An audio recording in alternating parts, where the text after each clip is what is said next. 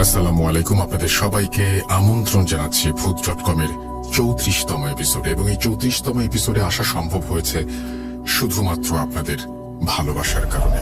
যদি আপনারা লক্ষ্য করেন তাহলে দেখবেন যে আমাদের যে ফেসবুক পেজটি রয়েছে, যেটি খুব অল্প দিন হলো আমরা শুরু করেছি, এরই মধ্যে সেখানে অসংখ্য মানুষ এসে যুক্ত হয়েছেন এবং আমাদের সাথে তাদের পথ চলা শুরু হয়েছে। এবং আশা করছি যে প্রতিটা মুহূর্ত আপনাদের এভাবেই আনন্দ দিয়ে যাব যতদিন পর্যন্ত আমার শক্তি থাকবে এবং যতদিন পর্যন্ত আপনাদের কাছ থেকে ঘটনা পাবো। ইয়েস, ঘটনা পাওয়াটা অনেক বেশি ইম্পর্টেন্ট। আর সেই জন্যই আমি বলতে চাই যে যদি আমাকে ঘটনা পাঠাতে চান তাহলে আমার ইমেল অ্যাড্রেসটা মনে রাখুন বা আমার ইমেল অ্যাড্রেসটি নোট করে ফেলুন। আমার ইমেল অ্যাড্রেস হচ্ছে russell.booth.com@gmail.com। আপনার নাম, ঠিকানা এবং ফোন নাম্বার সহ আপনার জীবনে ঘটে যাওয়া বা আপনার জানা সেরা ঘটনা লিখে পাঠিয়ে দিন আমার কাছে। ঘটনার শুরুতে অবশ্যই উল্লেখ করুন যে ঘটনাটি আপনি স্টুডিওতে এসে শেয়ার করতে চান, নাকি আপনি চান আপনার ঘটনা আমরা পড়ে শোনাই। যারা দেশের বাইরে রয়েছেন তারা সরাসরি অডিও ক্লিপ পাঠাতে পারেন বা লিখেও পাঠাতে পারেন ঘটনাটি। এটি সম্পূর্ণ আপনাদের ব্যাপার। আমাদের লাস্ট এপিসোডে আমরা নিয়ে এসেছিলাম আবরার ভাই এবং আমাদের হাফেজ মাইনুদ্দিন সাহেবকে আপনাদের অনুরোধেই, এবং আশা করছি সেই এপিসোডটি আপনারা উপভোগ করেছেন। আপনারা আরো বেশি জানান আমাদেরকে যে কাদের ঘটনা আপনারা শুনতে চান, কাদেরকে চান আমরা এপিসোডে নিয়ে আসি। এবং আমাদের এই দীর্ঘ পথ চলায় সব সময় আপনারা সাথে ছিলেন। এবং সত্যি কথা বলতে যেটা সেটা হচ্ছে যে এটি একটি দীর্ঘদিনের সম্পর্ক এবং এই সম্পর্কটা কেমন জানো, মানে আপনারাও মিস করেন, আমিও মিস করি আপনাদেরকে। এই সপ্তাহের পুরো 7টা দিন যখন শুক্রবার রাত 11:59 হয় তখন আমার পরীক্ষা দেওয়ার পালা। কেমন লাগবে আজকে আপনাদের?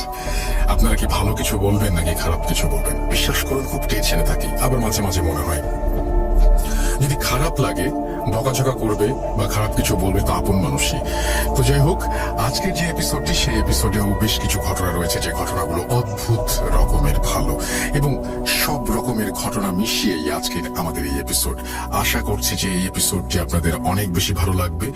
আমাদের ফেসবুক পেজ হচ্ছে www.facebook.com/russell.স্বাধীন। এখানে আপনি এসে আপনার মতামত জানাতে পারেন এবং আপনি জানাতে পারেন কার ঘটনা আপনি শুনতে চান, কার ঘটনা শুনতে চান না। এই সব কিছুই মানে আপনাদের মতামতের জন্য এই জায়গাটি। এবং আপনারা যদি চান যে কোনো প্রশ্ন আছে সেই প্রশ্নগুলো ইনবক্স করতে পারেন, বা আপনাদের মাথায় যদি কোনো প্ল্যান থাকে সেই প্ল্যানটিও আপনি ইনবক্স করে আমাদের জানিয়ে দিতে পারেন বা ইমেইল করতে পারেন সরাসরি। এবং ইমেইল করলে যেটা হবে সেটা হচ্ছে যে আমার মনে হয় যে আমাদের দুজনের জন্যই অনেক বেশি ভালো হবে। আশা করছি আপনাদের সামনের পথ চলা অনেক বেশি সুন্দর হবে আমাদের সাথে এবং প্রতিটা মুহূর্ত উপভোগ্য হয়ে উঠবে ভূত.com এর সাথে। আমরা চলে যাব আমাদের আজকের প্রথম ঘটনায়। আশা করছি যে এই ঘটনাটি আপনাদের ভালো লাগবে। যদি এতটুকু ভালো লাগে বা এই ঘটনাটি যদি এতটুকু আনন্দ দিতে পারে তাহলে অবশ্যই আমাদের জানাবেন। এবং এই যে ঘটনাটি যিনি পাঠিয়েছেন তিনি চান না তার নাম বা ঠিকানা কোনো কিছু প্রকাশ করতে, সুতরাং আমরা নাম বা ঠিকানা কোনো কিছু প্রকাশ করব না। এবং তিনি আমাদের কিছু মানে প্রমাণ দিয়েছেন, সেই প্রমাণগুলো কি সেটাও বলবো না, কারণ তিনি এগুলো সবকিছুই শেয়ার করতে নিষেধ করেছেন তাদের ফ্যামিলির সেফটির জন্য।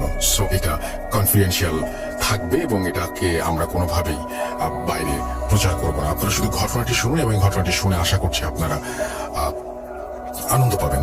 উনি প্রথমেই লিখেছেন যে এই ঘটনাটি ব্ল্যাক ম্যাজিক নিয়ে। বুঝতেই পারছেন ব্ল্যাক ম্যাজিক আপনাদের অনেক পছন্দের একটি টপিক, যদিও আপনারাও জানেন আমিও জানি যে এটা নিয়ে বেশি মানে নাড়াচাড়া করা বা এটা নিয়ে অত বেশি ভাবা চিন্তা বা এটা নিয়ে কোনোদিন কোনো এক্সপেরিমেন্ট করতে যাওয়াটা একেবারেই বোকামি। আমরা যেটা করব সেটা হচ্ছে যে ওনার ঘটনাটি এখন ওনার মতো করে পড়ে শোনাবো। Please do not state my name, address and places informations while reading. Thank you. এটা তিনি শুরু করেছেন এভাবেই। তারপরে also excuse my writing in Banglish, but living abroad since my birth I am not completely able to write in Bangla. However I can just read, talk and explain the story. Okay, আমরা শুরু করি তাহলে। এরপরে তিনি বলেছেন, আসসালামু আলাইকুম রাসেল ভাইয়া, জানি আপনি ভালো আছেন কারণ সব সময় ভালোর দলে থাকেন। Thanks for coming back with ভূত.com। Please do not leave us ever again. Thank you so much এইভাবে বলার জন্য। এবার লিখেছেন তিনি যে আমি দেশের বাইরে থাকি, ইউকে থাকেন তিনি, সেটা তিনি লিখেছেন।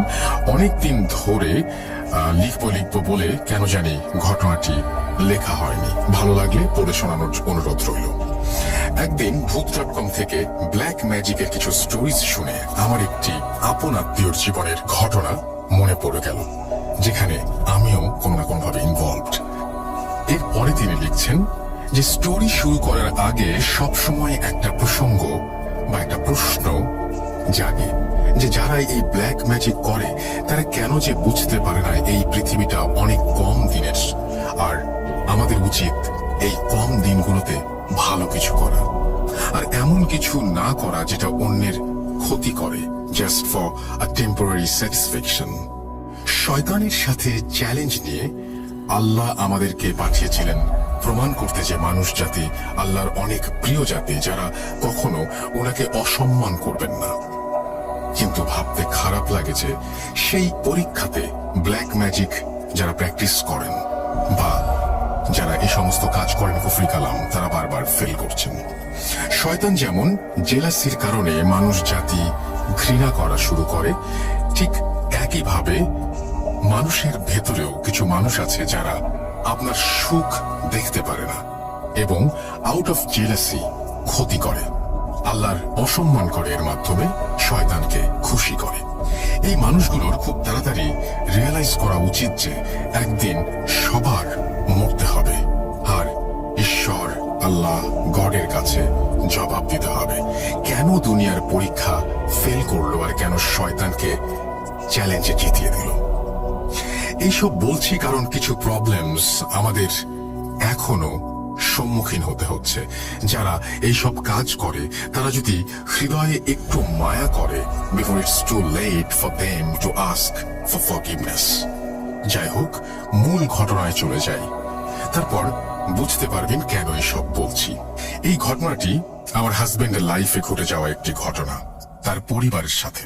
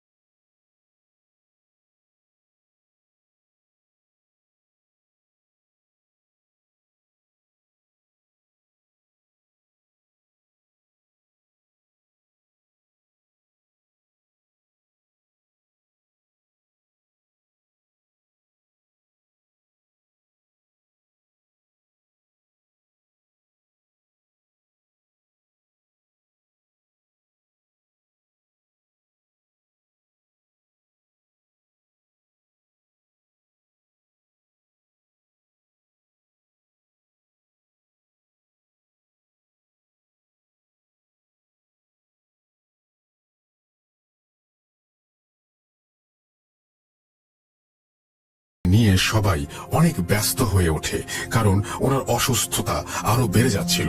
বারবার হার্ট অ্যাটাক হচ্ছিল, আবার বিট ফিরে আসছিল। একটা মানুষ এতবার হার্ট অ্যাটাক করার পরও বাঁচা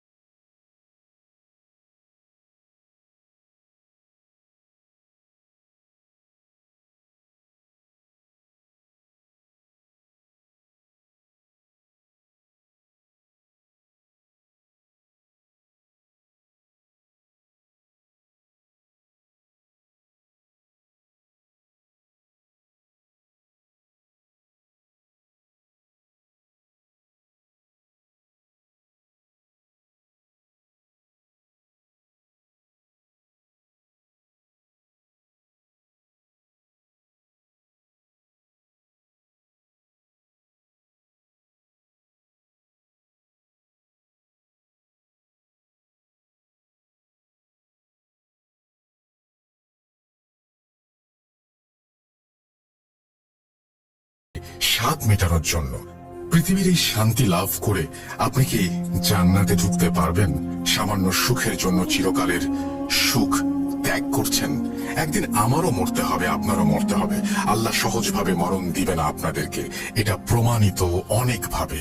আপনাদের এই সব খারাপ কাণ্ডর জন্য আপনাদের ফ্যামিলিও ভুগতে পারে, যেটা ব্ল্যাক ম্যাজিকের যা প্র্যাকটিস করে তাদের সবারই একটা পরিণাম হয় আর কি।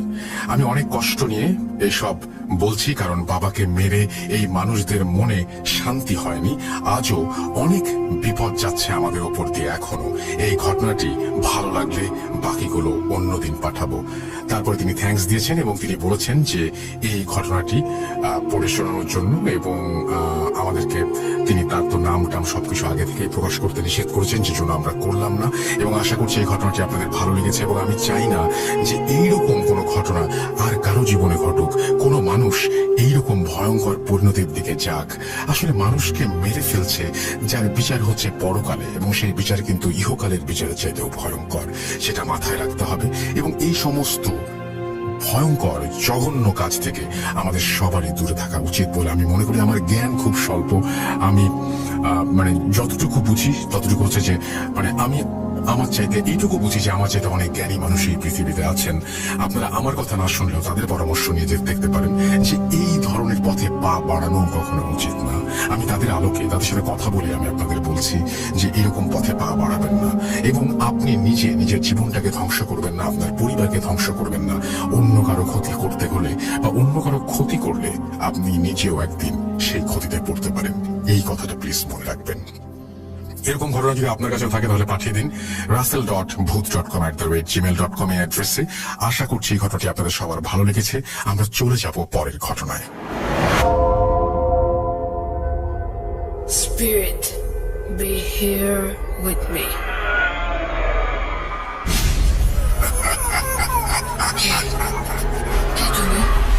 Booth.com. The fear returns with Russell.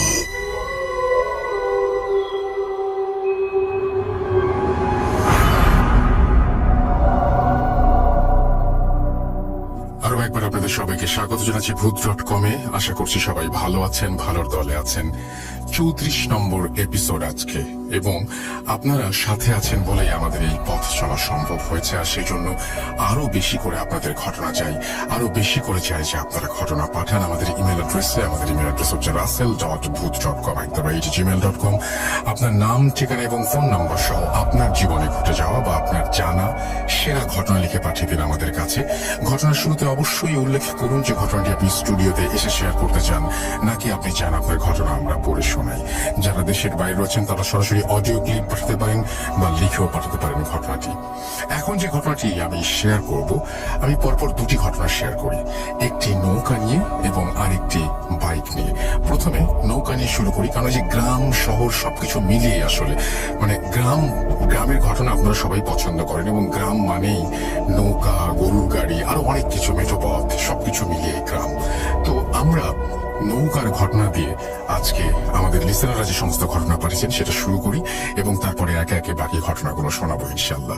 প্রথমে চলে যাচ্ছে নৌকার ঘটনায়। ইন দ্য মিন টাইম আপনারা আমাদের ফেসবুক পেজটা ভিজিট করতে ভুলবেন না, www.facebook.com/russell.স্বাধীন। আমাদের যে ইউটিউব চ্যানেল আছে সেখানে আমরা কিছুদিন আগেও একটা হন্টেড হাউস ভিজিট করেছি, এবং আপনারা সেটা দেখেছেন হয়তো, অনেকেই অনেক প্রশংসা করেছেন। থ্যাংক ইউ ভেরি মাচ আমাদেরকে এভাবে উৎসাহ দেওয়ার জন্য। সেইটাও আপনারা ভিজিট করবেন আমাদের ইউটিউব চ্যানেলটি, এবং সেখানে আপনারা অডিও এবং ভিডিও সবকিছু একসাথে দেখতে পারবেন। আশা করছি যে আপনারা অনেক বেশি এনজয় করবেন সেখানে গেলে। এখন যেটা করব, সরাসরি চলে যাব আমরা আমাদের পরবর্তী ঘটনায়। নৌকা নিয়ে একটি কাহিনী, চলুন শুনে আসি। স্বাগত জানাচ্ছি Booth.com-এর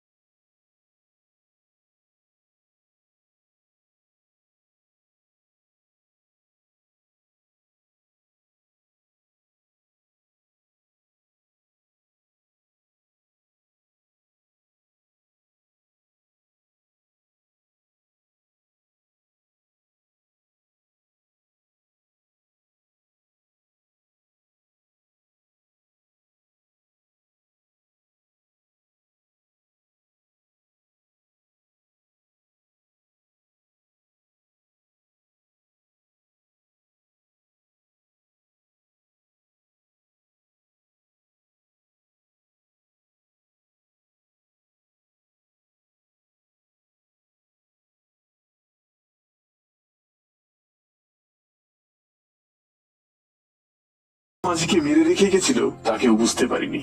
ওই মাঝির বাড়িটাও নাকি ওই গ্রামেই ছিল। ওই সমস্ত কথা শুনে আমরা প্রচন্ড ভয় পেলাম, আর রাতে নৌকায় যাতায়াত করবার শখ চিরকালের মতো হারিয়ে গেল। আজও সেই দিনের কথা আমার চোখে ভাসে। সেই আর্তনাদ, হাহাকার আমার কানে মৃদু সুরে বাজতে থাকে। বাবা আর বেঁচে নেই, কিন্তু সেই করুণতা, নিঃসঙ্গতা, অসহায় মুহূর্তটা আজও আমার মাঝে দাগ কেটে রেখে যায়। আজও মাঝে মাঝে ঘুম ভাঙিয়ে দিয়ে যায়। ঘটনাটি ঘটেছিল খুলনার কোনো এক গ্রামে, আর নদীর নাম ছিল পশুর নদী। আজও হয়তো ওরকম রাতে দেখা মিলতে পারে কোনো একটি পথযাত্রীবাহী নৌকা। আমরা তাদের আত্মার শান্তি কামনা করি। পরবর্তী দিন আরো এক নতুন ঘটনা নিয়ে আপনাদের সামনে হাজির হব আমি, শামীম। ততক্ষণ শুনতে থাকুন ভূত.com। Spirit, be here with me.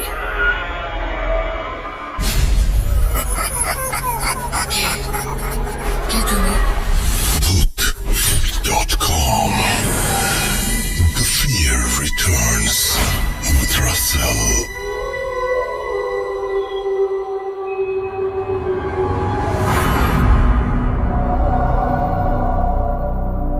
এবারের কাহিনীটি একটি বাইক নিয়ে। দুটোই কিন্তু আমাদের যানবাহন, রাইট? নৌকা যেমন, ঠিক তেমনি একই সাথে আমাদের মানে যাতায়াতের মাধ্যম আর কি। তো আমরা একটু আগে যে নৌকার ঘটনাটি শুনলাম সেটি নিশ্চয়ই আপনাদের অনেক বেশি ভালো লেগেছে, আশা করছি ভালো লেগেছে। দেখুন এবার বাইকের ঘটনাটি কেমন লাগে। আমাদের কাছে আরো অনেক বেশি ঘটনা আছে এবং আমরা যদি সময় পাই তাহলে এই এপিসোডের শেষে হয়তো আফনান ভাই একজনকে ইন্টারভিউ করেছেন, সেই ঘটনাটি হয়তো আমি দিয়ে দিতে পারি। তো যাই হোক, আমাদের সঙ্গে থাকুন এবং আশা করছি প্রতিটা মুহূর্ত আমাদের সাথে ভূত.com এর সাথে আপনারা অনেক বেশি এনজয় করবেন। চলুন চলে যাই আমাদের পরবর্তী ঘটনায়। লিখতে ভুলবেন না আমাদেরকে www.facebook.com/russell.স্বাধীন এই অ্যাড্রেসে, এবং আমাদেরকে ইমেল করতে ভুলবেন না russell.booth.com@gmail.com এই অ্যাড্রেসে। আমরা চলে যাব আমাদের পরবর্তী ঘটনায়। আশা করছি ভূত.com এর সাথে আজকের পুরো সময়টা ভয়ঙ্কর আনন্দে কাটবে। চলুন শুনে আসি পরবর্তী ঘটনা।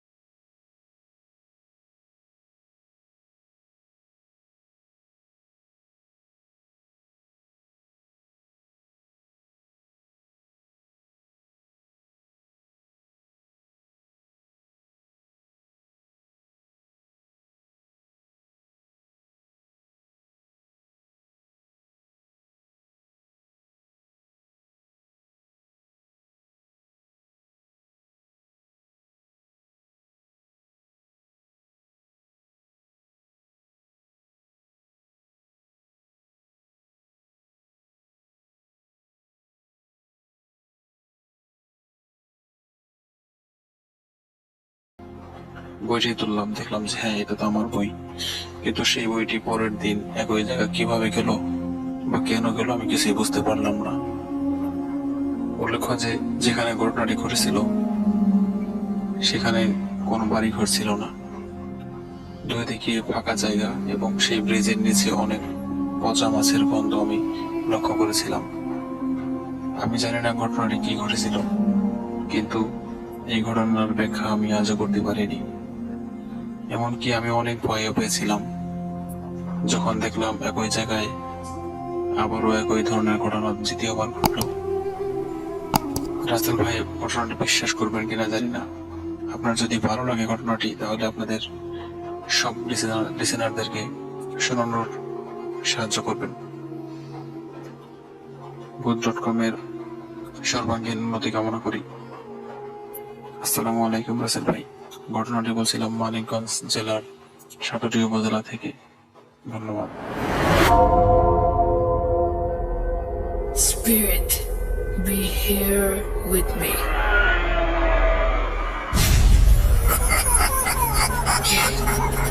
Get to me. Put.com. The fear returns with Russell.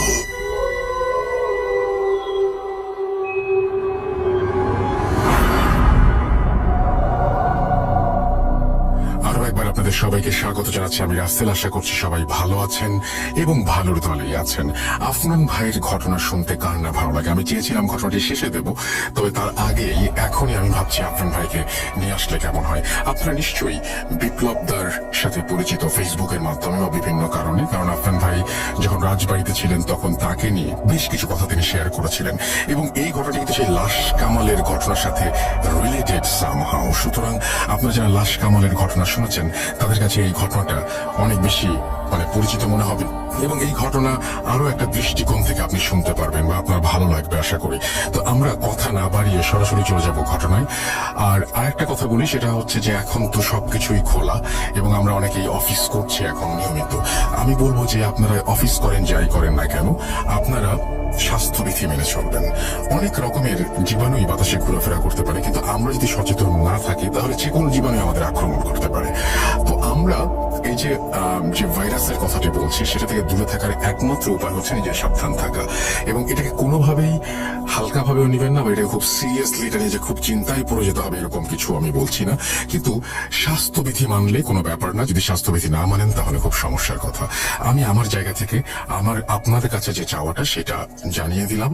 এখন চলে যাব ঘটনায়। চলুন শুনে আসি আমরা বিপ্লবদার ঘটনাটি। আসসালামু আলাইকুম।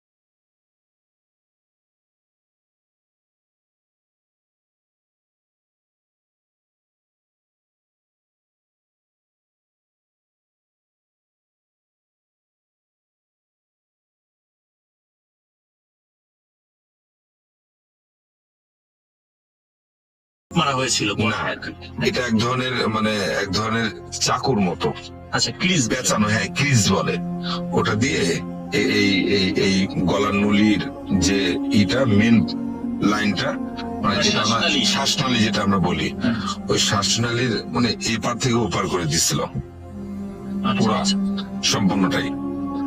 তো ওই ঘটনা ঘটার পরে তো লাশটা যখন নিয়ে আসা হয় আমি ভিতরে গেছিলাম, ভিতরে যাই দেখি যে লাশটা মানে আঘাত তার ওইভাবে মানে ওই ক্রিজ দিয়ে আঘাত করা তার মানে শরীরের অন্য কোথাও না না না, কিন্তু এখানে একটা মূল বিষয় হচ্ছে যে আমি আমার জীবনে বহুত সুন্দর মেয়ে দেখছি, আচ্ছা, ওই রকম সুন্দর মেয়ে আমি দেখি নাই। মানে ওই ডেড বডি যেটা ডেড বডি যেটা মানে আসলে আমি যে এখন বলতেছি মনে হচ্ছে আমার পাশে মনে হয় ও দাঁড়িয়ে হয়তো বা বসে হয়তো আমার কথাগুলো শুনতেছে। আমার এখনো দেখেন ভাই, আমার এখনো খুব খারাপ লাগতেছে, জানেন না, আমি ওই দিনের কথা আমি আজও বলতে পারবো না। তখন বেলা 2:30 থেকে 3টা 3:30 মতো বাজতেছিল, মানে দিনের বেলা, রাতের বেলা? রাতের বেলা না, দিনের বেলা। যাই হোক, লাশটা যখন আমার দাদা পোস্টমর্টম করে আমি একদম স্টেপ ওখানে দাঁড়ায় আছি, কিন্তু আমার নজরটা মানে সম্পূর্ণ ওই ফোকাস ছিল ওই লাশের গায়ের উপরে। হ্যাঁ, এত সুন্দর মেয়ে আমি আসলে কখনোই দেখিনি। কিন্তু তাকেই কিন্তু হত্যা করা হয়েছে। হ্যাঁ, তাকে হত্যা করে, কিন্তু যে মানুষ বলে না যে রূপের যদি বর্ণনা করা হয় তাহলে কম পড়ে যায়, তো ঠিক সেরকমই হয়েছিল ওই দিন। তো ওই লাশটা যখন পোস্টমর্টম হয়ে যায়, হওয়ার পরে আমি সুস্থভাবে মোটামুটি বাসায় চলে এসে খাওয়া দাওয়া করি, রেস্ট নেই, রাত্রিবেলা খাওয়া দাওয়া করে যখন আমি ঘুমাইতে যাই, তখন ঘুমানোর সময় যখন আমি চোখটা মানে এক সাইডে যখন ঘুরি, হ্যাঁ এক সাইডে যখন ঘুরি মনে হচ্ছিল যে সে আমার সামনে শুয়ে আছে ওই অবস্থায়, মানে ওই লাশটা? হ্যাঁ ওই লাশটাই। মানে আমি ওই দিনটা মানে ওই সময়ের মানে আমি চিকুরবার উঠছিলাম, আমার সম্পূর্ণ শরীর মানে ঠান্ডা হয়ে গেছিল, এমন অবস্থা যে আমি তো তারে দেখে আসছিলাম লাশ কাটা ঘরে শোয়া অবস্থায়, সে আমার বাড়ির পাশে কিভাবে করে। দাদা, ওই যখন আপনার বিছানায় যখন ওই ডেড বডিটা আপনি দেখলেন, তো দেখার পর ওই যে সে যখন আহত অবস্থায় ছিল, তার গলায় যেহেতু স্টেপ করা হয়েছিল, তো আপনি যখন দেখেছেন তখন কি মানে ওই অবস্থায় ছিল নাকি তাকে জীবন্ত অবস্থা আপনি দেখেছিলেন? না, আমি তাকে ওই অবস্থায় দেখছিলাম, মানে ঠিক ওই লাশ? হ্যাঁ সেম মানে কোনো 19-20 না, একদম সেম, ওইরকমই স্টেপ, ওইরকম সুন্দর, হ্যাঁ চোখটা হালকা হালকা খোলা, অনেক সুন্দর, ওইরকম দেখছিলাম। দেখার পরে একদম অমনটাই? হ্যাঁ অমনটাই, কিন্তু এখানে একটা ব্যাপার আছে, মানে লাশটা তো সোজা শুয়েছিল, আমি যখন ঘুরছিলাম তখন সে কিন্তু আমার দিকে ঘুরছিল, ঘুরে আচ্ছা আচ্ছা আচ্ছা, মানে আপনি যখন এক পাশে ঘুরে গেলেন, হ্যাঁ মানে লাশটাও? হ্যাঁ, আমরা যে সোজা হয়ে ঘুমাই, জি। যেরকম আমরা সোজা হয়ে ঘুমাচ্ছি, মানুষের ইচ্ছা হইলে যে না সোজা হয়ে ঘুমাচ্ছি, আরেকদিকে কাইত হই, ওই যখন আমি আরেকদিকে কাইত হই দেখি যে লাশটা আমার সামনে সেম ভাবে শুয়ে আছে, কিন্তু মানে আমি যখন দেখি তাকে ভালো করে, তখন দেখার পরে ও আমার দিকে এভাবে করে মুখ ঘুরায়, মানে লাশ যেরকম বডিটা শোয়া রাখে ওই আরেক দিকে সে মুখ ঘুরায় আমার দিকে তাকায় রয়েছে। আমি তো ওটা দেখে আমি আমার মানে পৃথিবীর সবকিছু ভুলে গেছিলাম। আসলে এটা একবারে মানে একটা লাইফের কঠিন একটা ব্যাপার আমার দ্বারা, মানে আমি ওই জিনিস আজও বলতে পারি না। এখনো কি সেটা আপনি মাঝে মাঝে ফিল করেন, বা একা যখন থাকেন, বা যদি রাত্রে কোথাও যান, বা কখনো স্বপ্নের মধ্যে, জিনিসটা কি এখন আপনার ফিল করেন? এখন আমার মাঝে মধ্যে ফিল হয়, কিন্তু আসলে ফিল হইলেও ওই যে মানে আসলে সাহস তো করতে হবে, মনের তো একটা বল থাকতে হবে। আমি যদি ভয় পেয়ে যাই তাহলে তো আমার যে কোনো একটা ক্ষতি হইতে পারে, এখন মনে করি না ওটা কিছু না, ওটা কোনো ব্যাপার না, ওটা কিছু না। কিন্তু তারপরেও ভয় তো আসলে অন্তর থেকে মন থেকে তো ছাড়ে না, এটা ধরেই রাখে। দাদা, একটা বিষয় সেটা হচ্ছে, এমনও তো হতে পারে যে আপনি যখন ওই ডেড বডিটা দেখেছিলেন আপনি চিন্তা করেছিলেন যে এত সুন্দর একটা মানুষকে কিভাবে হত্যা করা হলো, এরকম যখন চিন্তা থেকে এমনও তো হতে পারে সেটা আপনার মাথার মধ্যে এটা বসে গিয়েছিল, সেটা হ্যালুসিনেশন হতে পারে, কিন্তু আপনি যখন ঘুমের সময় সেটা বাস্তবেই দেখছিলেন, এবং আপনি যখন একপাশে কাত হচ্ছিলেন ডেড বডিটাও আপনার দিকে কাত হয়ে যাচ্ছিল, এটা তো আসলে হ্যালুসিনেশন বা চোখে শুধু দৃষ্টিভ্রম হওয়ার কথা না। এমনও তো হতে পারে যেটা তো শুধু দৃষ্টিভ্রম, এমন একটা মানুষের মাথার মধ্যে একটা বিষয় কাজ করছে, আমরা তখন অনেক সময় জিনিসগুলো দেখি। কিন্তু আপনি যেটা দেখে আসলেন, নর্মালি যেহেতু আপনি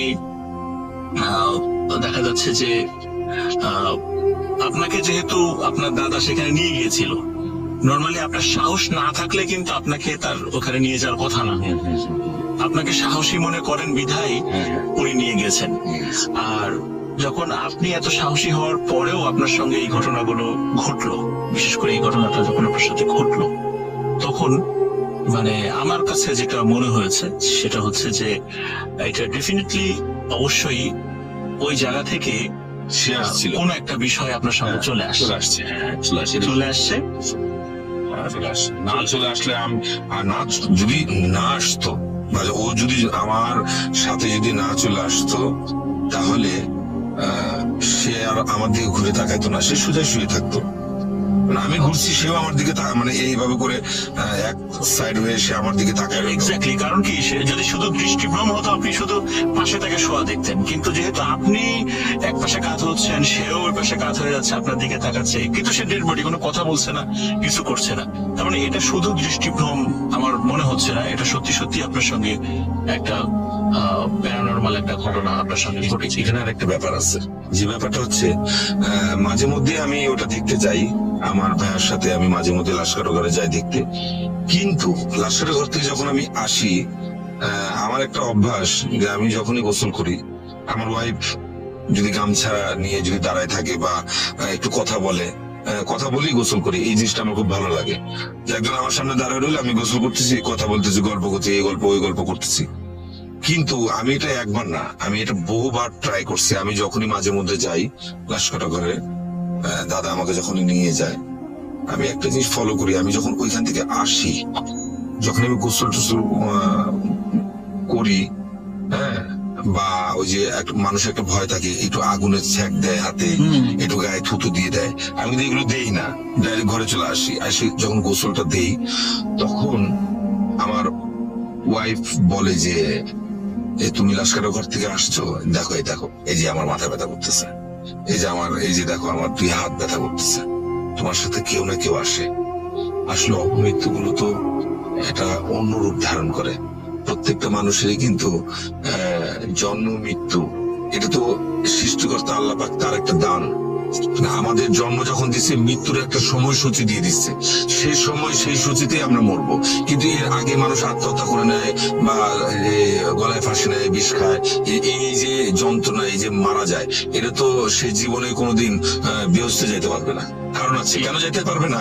যে সে তো আল্লাহর কোনো আল্লাহর কোনো কথাই সে এই পৃথিবীতে থেকে রাখলো না বা মানলো না। কেন যে তার একটা জন্ম দেওয়া হয়েছে, তার অমুক টাইমে অমুক ডেটে তার মৃত্যু ছিল, এর আগে সে হয়তোবা কোনো কারণবশত সে গলায় হয়তোবা ফাঁস নিচ্ছে, এটা তো অপমৃত্যু হয়ে গেল। আসলে অপমৃত্যু গুলো প্রচন্ড ভয়ানক হয়, ভয়ানক হইতে ভয়ানক। লিসেনারদেরকে একটা বিষয় বলে রাখি, সেটা হচ্ছে যে দাদাকে ওনার দাদা নিয়ে যান, কারণ ওনার দাদা আসলে শিক্ষিত নন।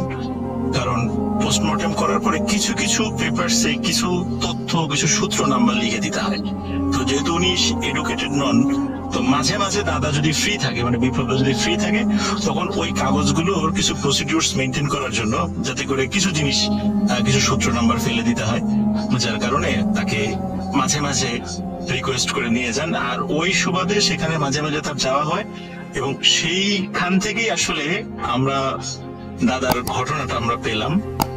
দাদা আর একটা বিষয়, সেটা হচ্ছে যে এই যে যারা সাধারণত লাশগুলো কাটেন বা যারা এই প্রফেশনটাতে থাকেন, সাধারণত আমরা দেখি সারা বাংলাদেশে বিভিন্ন মর্গ যেগুলো আছে, সেখানে কিছু মানে এই লাশ কাটার কাজগুলো হয়। আচ্ছা, যারা সাধারণত এই কাজটা করেন, আমরা কিন্তু সামাজিক ভাবে তাদেরকে একটু ডিফারেন্ট চোখে দেখি।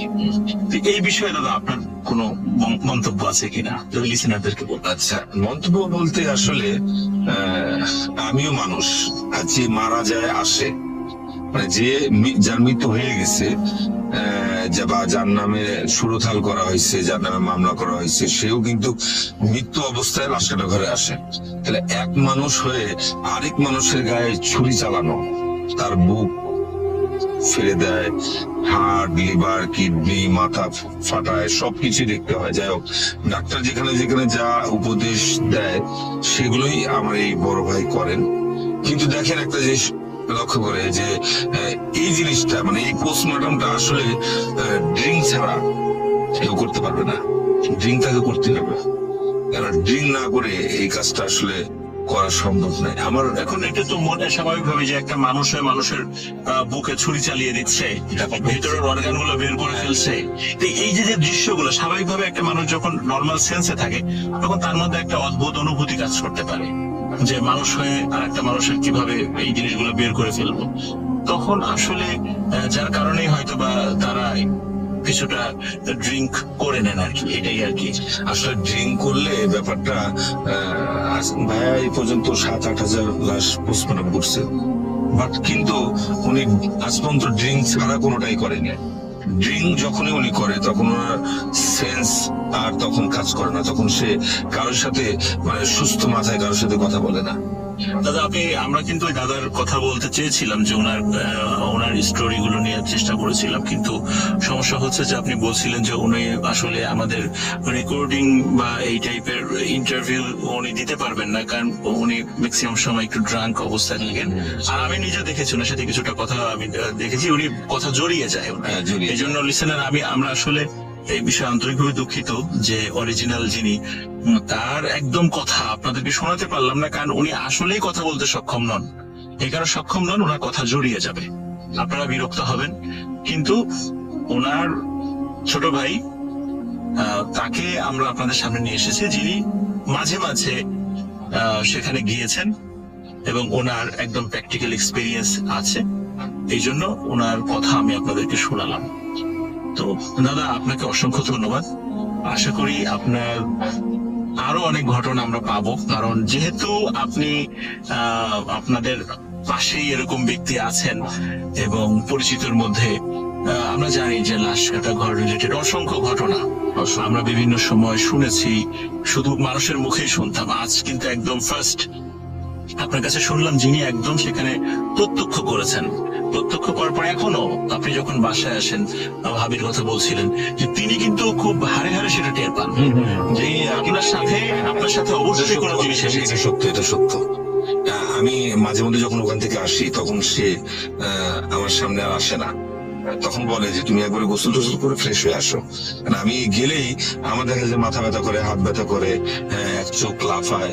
হ্যাঁ, মানে এই যে ব্যাপারগুলোটা, তো নিশ্চয়ই কেউ আসে হয়তো আমার গোসল দেওয়ার পরে, গোসল দেওয়ার পরে হয়তো সে থাকে না, চলে যায়।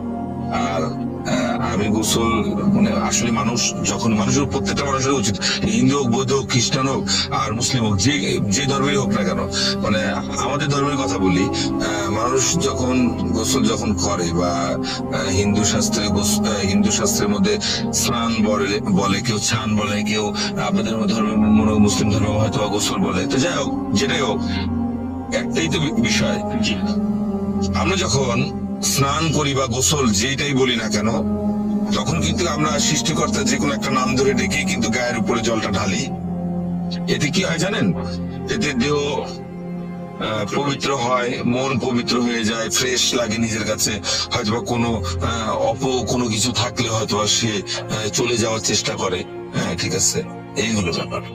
তো লিসেনার, আসলে আমরা একটা বিষয় সৌভাগ্যবান, সেটা হচ্ছে যে দীর্ঘ অনেক সময় পর মানে সত্যিকার অর্থে যাদের এক্সপিরিয়েন্স হয়েছে বা যাদের এক্সপিরিয়েন্স আছে, আমরা তো শুধু শুনি, কিন্তু সত্যিকার অর্থে এমন এক্সপিরিয়েন্সড পার্সনের কাছ থেকে আজকে আপনাদেরকে এই ঘটনা শোনাতে পারলাম।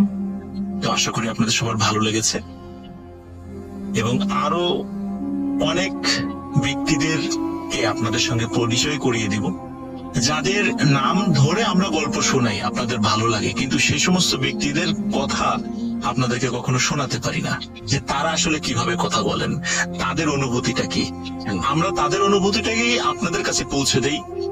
আমাদের কথা আপনাদের ভালো লাগে, কিন্তু তাদের কথাও আপনাদেরকে শোনার দরকার যে আসলে উনি কিভাবে কথা বলেন, উনি কোনটা দেখেছিলেন। তো লিসেনার, ভালো থাকবেন সবাই। আরেকটি স্টোরি নিয়ে আবার আপনাদের সামনে হাজির হব। আসসালামু আলাইকুম। spirit, be here with me.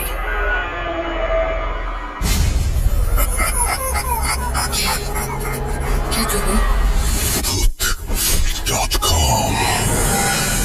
The fear returns with Russell.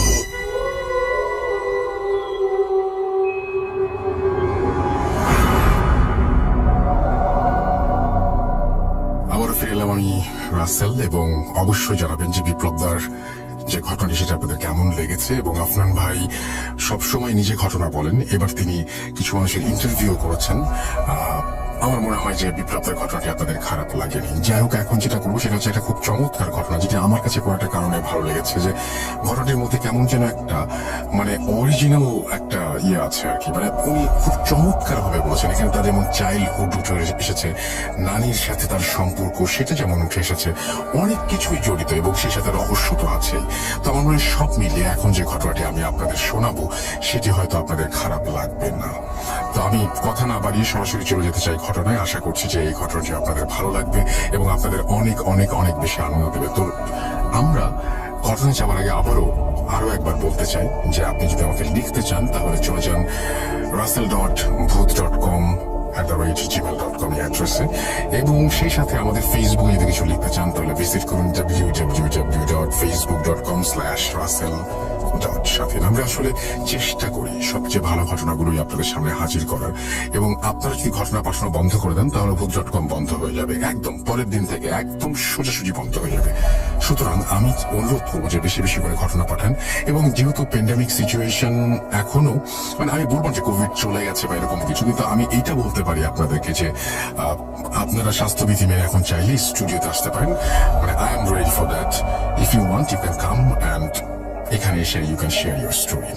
তো এটা আপনারা ভেবে দেখবেন। যদি আপনারা আসতে চান ডেফিনেটলি আপনারা সেটা মেনশন করবেন একদম মেইলের ফার্স্টেই, আপনার নাম, ঠিকানা এবং ফোন নাম্বার দেওয়ার পরে আপনি বলবেন যে আমি স্টুডিওতে এসে ঘটনাটি শেয়ার করতে চাই, বা একেবারে ফার্স্টে হেডলাইনেও দিতে পারেন যে আমি স্টুডিওতে এসে ঘটনাটি শেয়ার করতে চাই।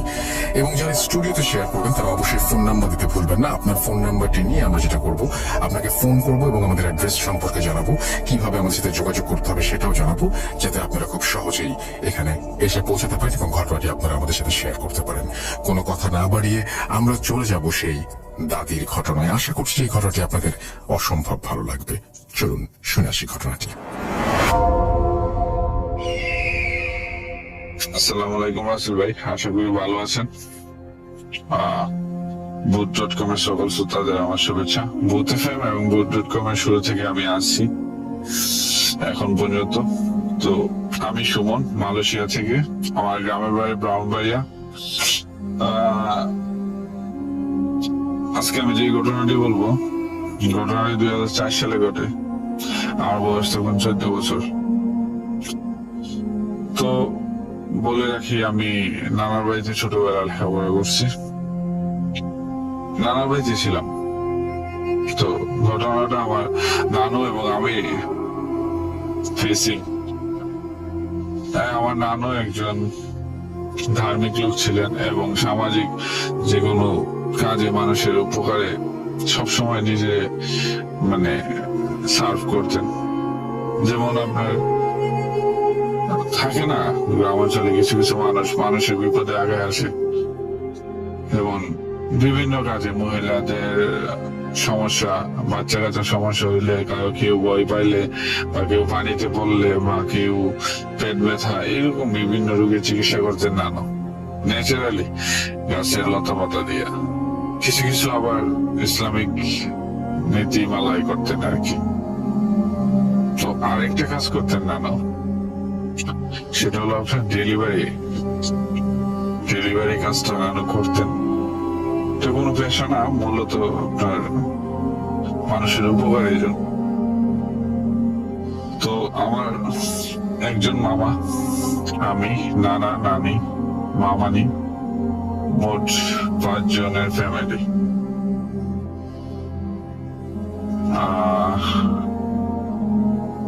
তো ঘটনাতে আমি চলে যাই।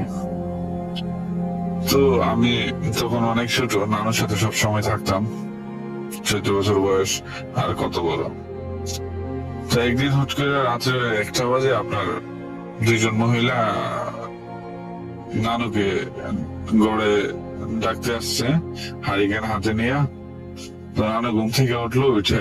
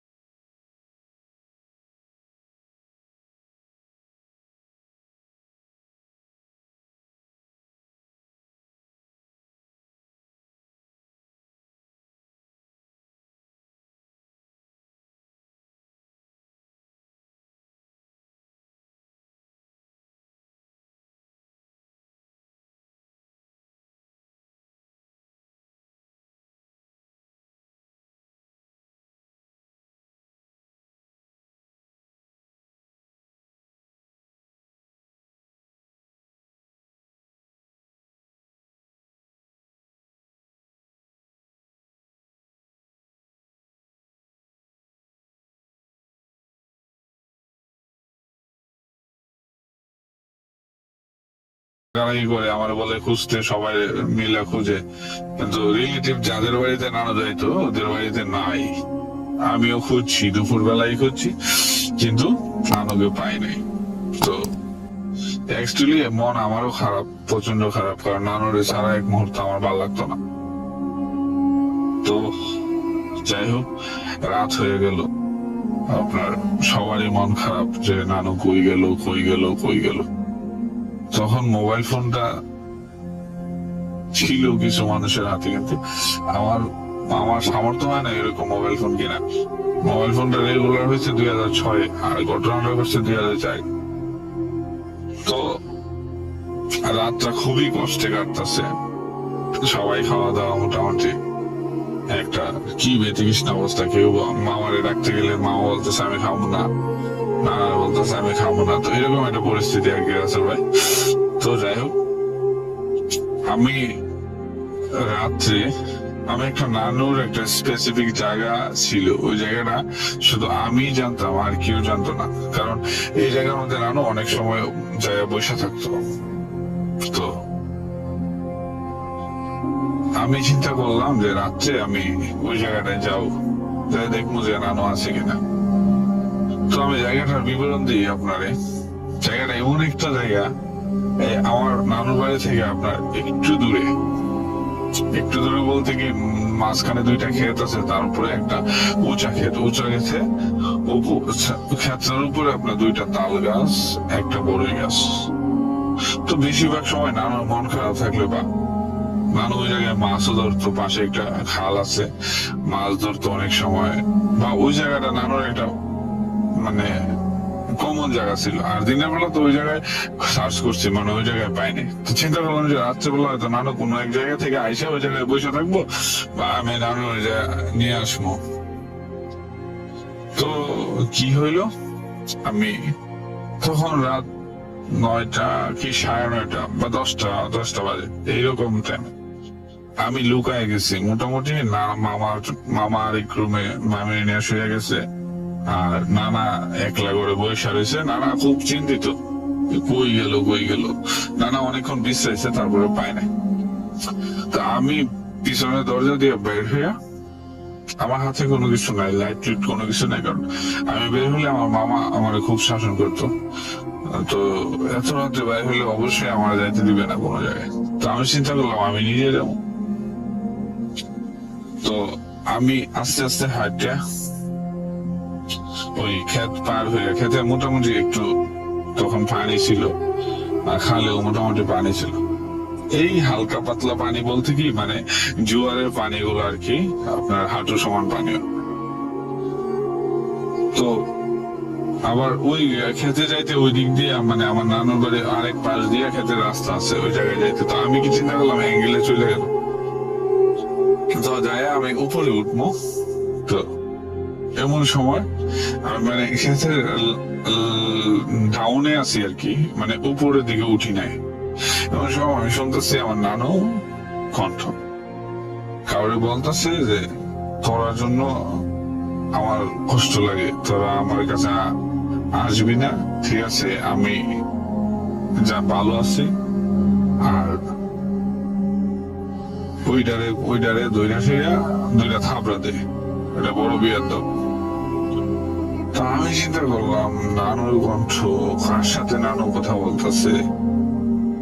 উপরের দিকে তাকাইলাম, তো রাত্রবেলাতে চাঁদনি রাত, কিন্তু সবকিছু ক্লিয়ারলি দেখা যায় না, কিন্তু আমি দেখতে পাচ্ছি যে আমার নানু, কারণ আমার নানু একটা লাল চাদর পরতো সবসময়, গায়ে দেওয়া রাখতো। ওই চাদরটা দিকে আমি বুঝতে পারলাম যে নানু সামনের দিকে মুখ দেওয়া আছে, কিন্তু আমি পিছনের দিকে, অনেকটাই পিছনে ডাউনে আছি খেতে। তো আমি ওইখান থেকে, কারণ নানুর সাথে আমার এতই সম্পর্ক ছিল যে আমি নানুর কোনো কাজে বা কোনো কিছুতে অনুমতি বা একটা আছে না যে আমি ভয় পেলাম নানুর, এরকম ছিল না। কারণ নানু মোটামুটি তখন ছোটবেলার একটা আমার বন্ধু ছিল।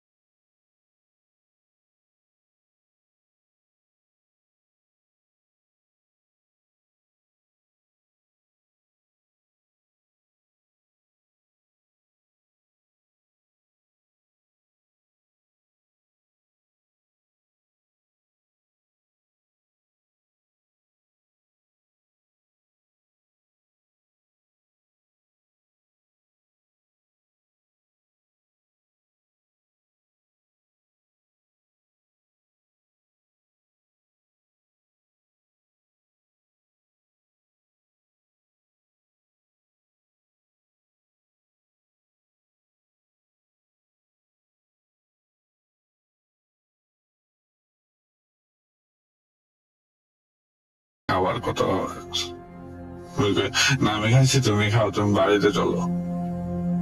আর বিড়ালি কই?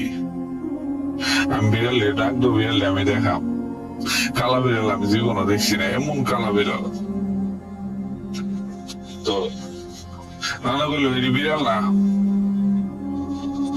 তুই এক কাজ কর, চল আমরা জায়গা। তো আমার কাছে এতই মানে আপনার একটা ইন্টারেস্টিং কাজ করতেছে, আমি বিড়াল গুলো দেখবই। আমার কাছে মনে হইলো কি, আমি ছোটবেলায় জিন ভূতের গল্প টল্প শুনতাম, তো আমি চিন্তা করলাম যে নানু মনে হয় এরকম কোনো কাজ করে, বা নানু মনে হয় জিনে মিনে ধরছে বা এরকম। আমি কই, নানু আমি দেখবো বিড়াল গুলো আমার একটু দেখাও। ঠিক আছে, ডাক দো, তুমি তো এতক্ষণ ছিল তোমার সাথে, তুমি এডিলের কথা কইতেছো, বিড়ালের কথা কইছো। কয় না না, তুই চল চল।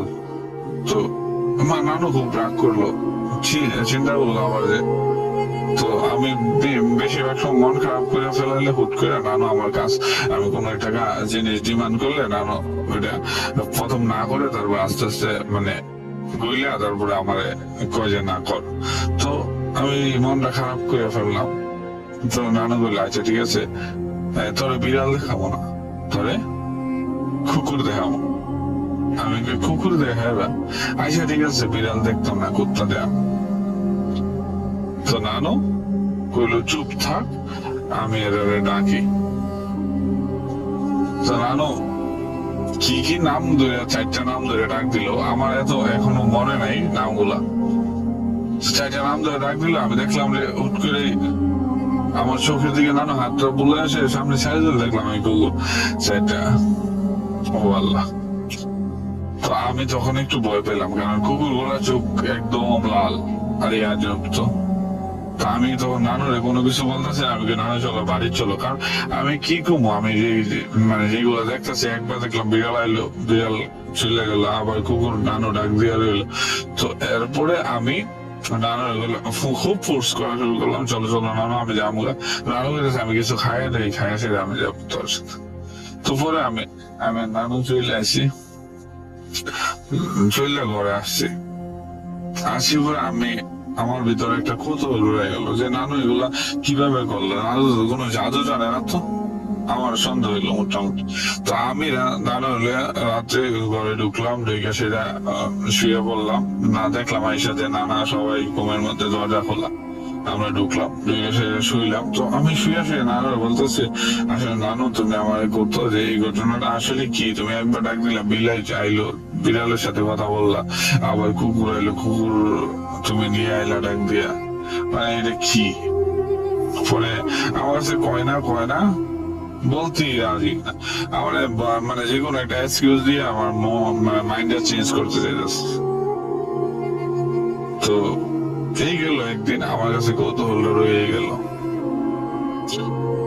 তো রাসেল ভাই, আপনার কিছুদিন পর, 15-16 দিন পর আমার গ্রামের একটা বাৎসরিক একটা ওয়াজ মাহফিল আছে, অনেকটা মোটামুটি দূর, 1 কিলোমিটার দূর।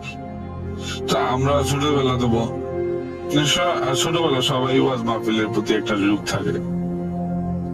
তো বাৎসরিক ওয়াজ মাহফিল, তো আমার কিছু ফ্রেন্ড সার্কেল আসলো, আয়সা বললো যে চল মাহফিলে যাবো। ওকে ডান, চল মাহফিলে যাবো। তো আমরা মূলত 4 জন হইলাম। তো 4 জন হইয়া রওনা দিলাম মাহফিলে। তো মাহফিলে গেছি, ওয়াজ শুনলাম, তারপরে রাত্রে অনেক রাত হয়ে গেল, আমি বাড়ি থেকে বলে গেছি অনেক রাত হয়ে গেল। তো আমি কি করলাম, আমি বললাম যে আমি চলে যাবো, আমার ভালো লাগতেছে না, আমার একটু ঘুমাই যাচ্ছে মাহফিলের মধ্যে। তো এরা 3 জন মধ্যে 2 জন গেছে, একজন পোলাপান মানুষ ঘুরতেছে, আমরা সবাই যার মধ্যে। তো আমার কাছে খুব খারাপ লাগতেছে, আমি চলে যাবো ছোটবেলা। তো আমি বললাম আমি যে চলে যাবো, তোরা থাক। তো আমি মাহফিলে থেকে বের হয়ে যে রাস্তাটায় দাঁড়াইছি, ওই রাস্তা দিয়ে ওয়েট করতেছি যে আমাদের বাড়ির কাউরে পাওয়া যায় কিনা। যদি ওই রোয়ানা দেয় দিক দিয়ে, তাহলে আমি ওর পিছু ওর সাথে কথা বলতে বলতে চলে যাবো রাত্রে 12টা বাজে। তো আমি একটা লোককে পাইলাম, তো আমি জিজ্ঞেস করলাম যে আপনি কি বাড়ি যাবেন? বাড়িতে যাবো। তো আচ্ছা, আপনি আপনার পিছু আমি যাবো, আমার একটু বাড়িতে পৌঁছায় দিয়ে। দেখ, তোরা আমার বাড়ি থেকে তো তোরা বাড়ি অনেক দূর, তো আমি আমার বাড়ি পর্যন্ত যেতে পারবো, আমি তোর বাড়িতে যেতে পারবো না। তো আমি বললাম যে দেখেন আমি তো ভয় পাই, তো আপনি একটু নিয়ে দিলে ভালো হতো। হাঁটতে হাঁটতে ওই লোকের বাড়ির কাছাকাছি চলে যাওয়ার পরে ওই লোকের বাড়িতে হুট করে ঢুকে গেল, ঢুকে গেছে তুই জাগা, আমি আর যাবো না, আমার ভালো লাগতেছে না। তো ঘটনা হলো এই জায়গা থেকে ওনার বাড়ি থেকে আমার নানার বাড়ি পর্যন্ত যে রাস্তাটা, এই রাস্তাটা খুবই ভয়ঙ্কর একটা রাস্তা। আমি পড়ে গেলাম ওই বিপদে, এখন কি করবো? তো আমি এক পা আগাই আর এক পা পিছনে যাই, ছোট মানুষ, আবার ওয়েট করি যদি কেউ আহে, এরকম করতে করতে 10-15 মিনিট আমার চলে গেল। তো আমি কিছু দোয়া টোয়া পড়ে আপনার হাঁটা শুরু করলাম, যে ভয় তো আছি মনের ভিতরে, যদি ভয় কোনো কিছু দেখি বাঘ দিয়ে বলে শুয়ে পড়াম, এরকম একটা চিন্তা, কি করবো আর। তো আমি এই একটা একটু হাইটা সামনে একটা পুকুর পরে, পুকুরের সাইড দিয়ে আমি যাবো, তারপরে একটা আপনার বাস যাওয়ার পরে, তারপরে একটা তেঁতুল গাছ পরে, তারপরে হইলো আমার মামার বাড়ি। তো কি করলাম, আমি ওই পুকুরের পাড় দিয়ে যাইতেছি, আমার প্রচন্ড ভয়, আমি কি করবো, পিছনে যাবো না সামনে যাবো? আমি ছোট মানুষ, এই রাত্রেবেলা অন্ধকার রাস্তার মধ্যে কিভাবে সম্ভব? আমার মাথায় ঠিকতেছে না, ওই লোকটা আমার ফালাই দিয়ে চলে গেল, আমার আগায় দিয়ে গেল না। তো আমি যখনই আপনার পুকুরটা পার হয়েছি বলেই আমি একদিন পিছন দিকে তাকাই একবার, সামনের দিকে তাকাই একবার, তো হুট করে পিছন থেকে মানে আমার কাঁধের মধ্যে কেউ হাত রাখলো, ঝিঝি পোকার দাগ, চতুর্দিকে আপনার একটা ভয়ঙ্কর পরিবেশ। ওই মুহূর্তে যদি কাঁধের মধ্যে কেউ হাত রাখে, মানে আমি এখন কি করবো আপনারে, যে আমার এত এখনো ভয় লাগতেছে বিষয়টা, আমার এই কথাটা মনে আসলো। তো হাত রাখার পরে আমি মানে পিছনের দিকে যাওয়ার আগে আমি মনে করছি যে ভূত পেতনি হইবই, কারণ জিন ভূত এটি মনে করেন যে ছোটবেলা থেকে ঘটনা থেকে আমার কাছে ভয়ঙ্কর জিনিস এটা। আর এমন একটা মুহূর্তে কেউ আমার গাড়ি হাত রাখলে তো আমি আর ফিরা না দিলে আমি মানে এমন একটা টপ করে শুয়ে বললাম, মানে আমার ভিতরে ভয় তো আছে, কিন্তু আমি চিন্তা করলাম যে যদি শুয়ে পড়ি, ঠিক আছে, তাইলে আমি শুয়ে থেকে অনুভব করলাম যে আমার সাথে কি হইতেছে। তো শুয়ে পড়ার সাথে সাথেই মানে কেউ আমার বলতেছে যে এই উঠ চল, তোরে আগায় দিয়ে আমি আইসি অনেক কষ্ট করে বাড়ি থেকে, ঠিক আছে, তুই চল আমার সাথে, তো তোরে আমি আগায় দিয়ে আসবো। আমি এই কথা শুনে যে আমার কণ্ঠটা পরিচিত মনে হইল। তো পরিচিত মনে হইলো বলতে, কণ্ঠটা এমন একটা লোকের, আমার নানুর এক বান্ধবী। তো আমি ওনার সাথে আমার একটা ভালো কন্ডিশন, নাতি বলে ডাকতো, পাশের বাড়িরই কাছাকাছি। তো ওই নানুরে আমি বললাম, নানু তুমি? আমি উঠে গেছি ডাইরেক্ট, কহ আয় চল তোরে লয়ে যায়, আমিও তোরে নিতে আইছি। আচ্ছা, তো আমি নানুর পাইলাম, পায়ে হাত ধরলাম, সবকিছু ওকে আছে।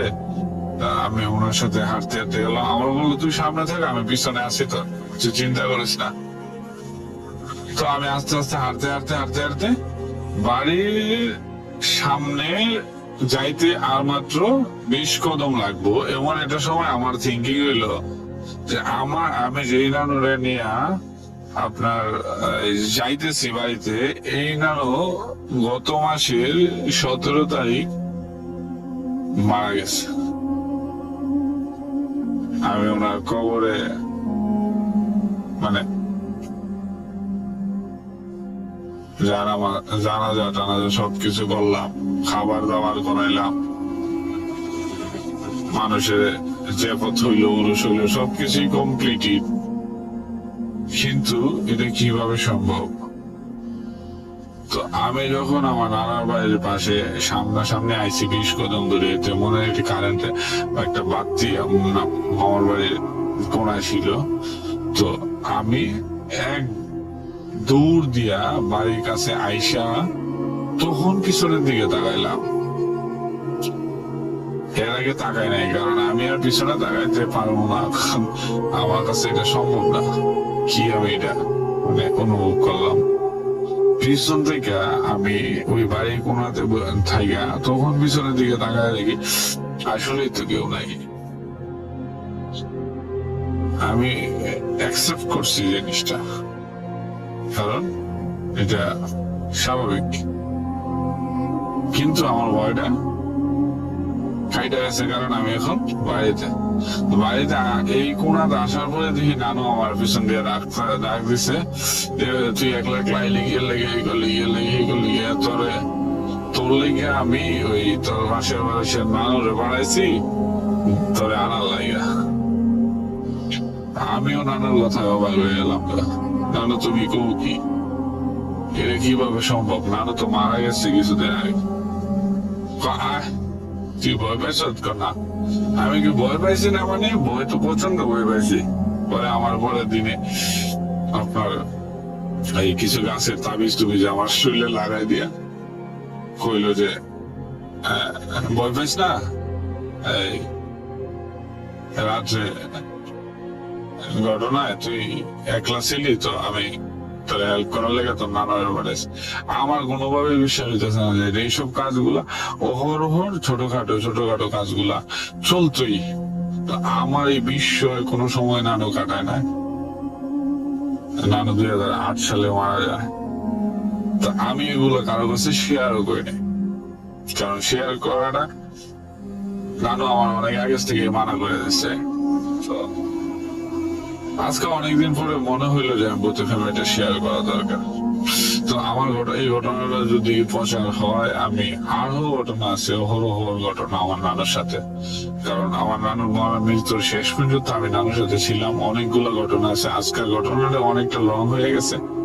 পরবর্তীতে আমার ঘটনাটা প্রচার হলে আমি ইনশাল্লাহ আরো অনেকগুলো ঘটনা আপনাকে পাঠাবো। রাসেল ভাই দোয়া করবেন। আর বুথ.কম লং লিভ। আশা করি বুথ.কম অনেক দিন আমাদের সাথে থাকবে। আসসালামু আলাইকুম।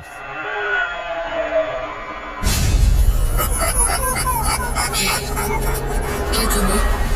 Boot.com. The fear returns with Russell.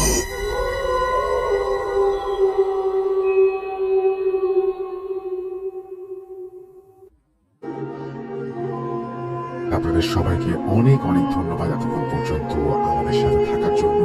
অনেক অনেক শুভকামনা রইল। সবসময় এই ইউটিউব চ্যানেলটি সম্পর্কে আপডেট পেতে আমাদের ইউটিউব চ্যানেলটিকে সাবস্ক্রাইব করুন। আশা করছি আমরা একসাথে অনেকটা পথ হাঁটবো। আজকের মতো এখানে বিদায় নিচ্ছি। সবাই ভালো থাকুন, সুস্থ থাকুন, মোস্ট ইম্পর্টেন্টলি ভূত.কম এর সাথে থাকুন। আল্লাহ হাফেজ।